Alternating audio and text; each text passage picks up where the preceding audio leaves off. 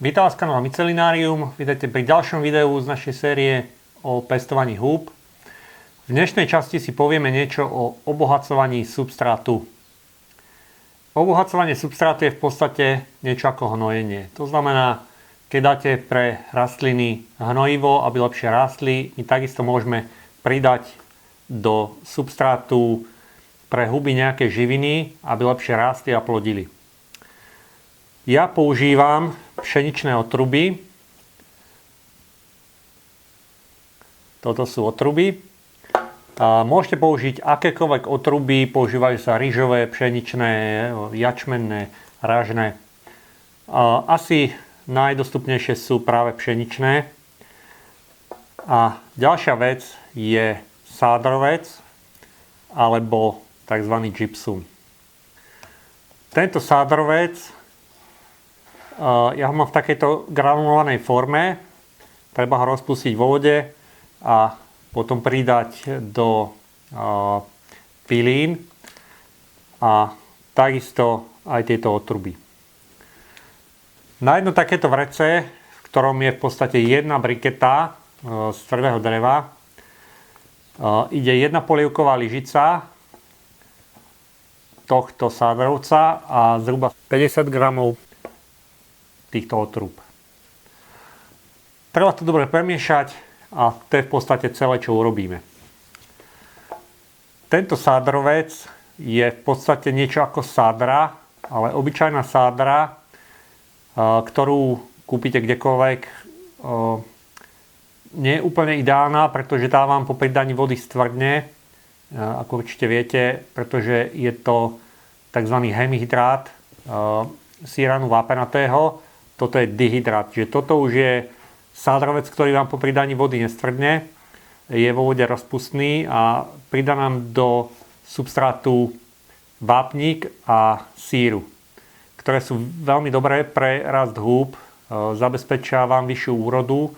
Ako vidíte, napríklad na tejto hlive, do tejto bol tiež použitý aj sádrovec, aj otruby.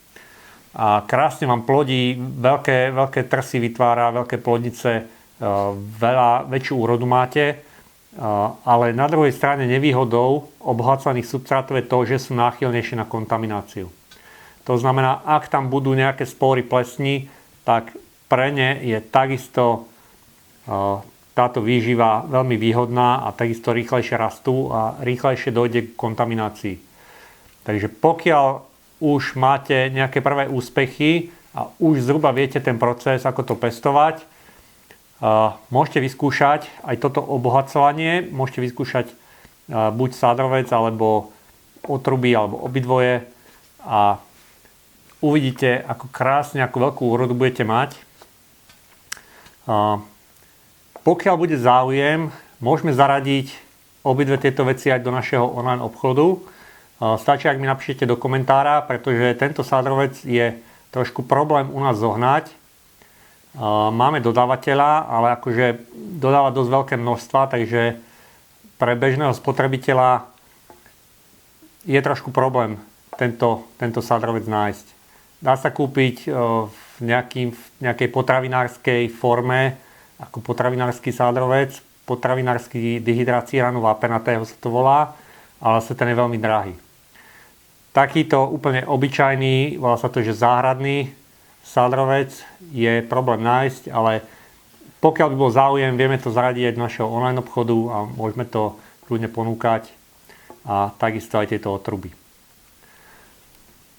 Je to veľmi dobrý spôsob, ako si zvýšiť úrodu, pretože neminie sa toho veľa, ale krásne sa to ukáže, aká veľká úroda vám vyrastie a v podstate nie je to žiadna robota navyše, primiešate to do substrátu a to je celé.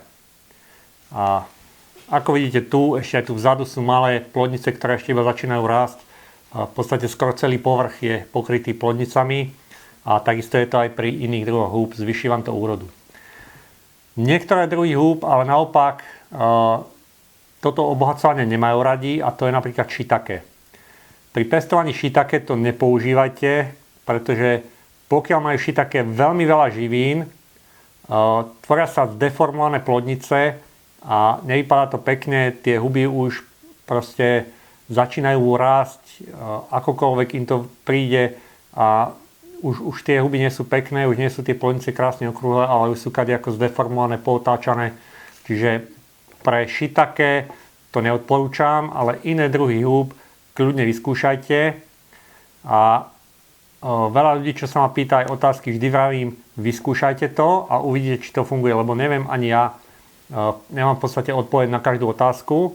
Pokiaľ viem, tak poradím, pokiaľ neviem, tak vám poviem, že vyskúšajte a dajte mi vedieť a ja sa rád poučím niečo nové. A s týmto takisto kľudne vyskúšajte akékoľvek druhy húb s obohateným substrátom a uvidíte, aký bude výsledok. Mal som ešte otázku, na čo je tento čierny sáčok. V podstate nie je to nič iné ako čierny sáčok, ktorý je natiahnutý na sáčku so substrátom. Je to veľmi jednoduché. Huby sú fotosenzitívne.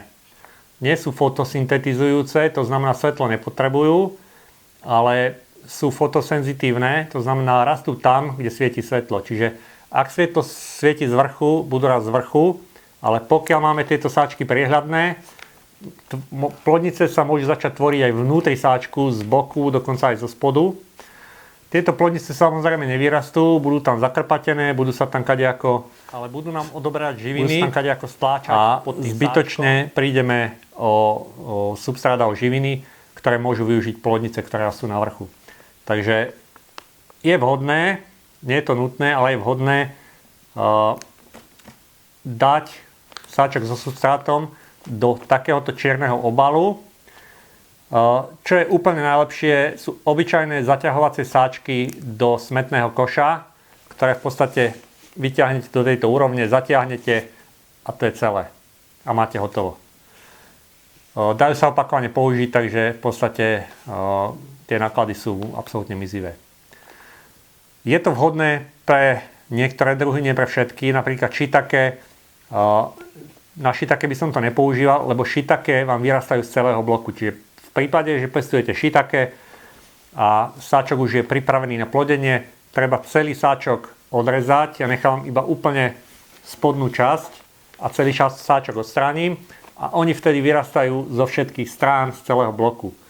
Ale pre ostatné druhy húb kľudne môžete použiť takéto čierne sáčky alebo obyčajné čierne sáčky do smetného koša, ktoré sa dajú ešte aj zatiahnuť a pekne takto okolo vrchu to zatiahnete a huby vám budú rásť iba z vrchu. Veľmi jednoduchá vec a veľmi šikovná. Vyskúšajte a takisto vyskúšajte aj toto obohacovanie substrátu. Pokiaľ nebudete vedieť zohnať tieto suroviny, napíšte mi do komentára a ak by bol záujem, zaradíme ich aj do našeho online obchodu a budete si ich môcť kúpiť priamo u nás. To je na túto epizódu všetko. Ďakujem vám za pozornosť, teším sa na vás pri ďalších videách a zatiaľ dovidenia.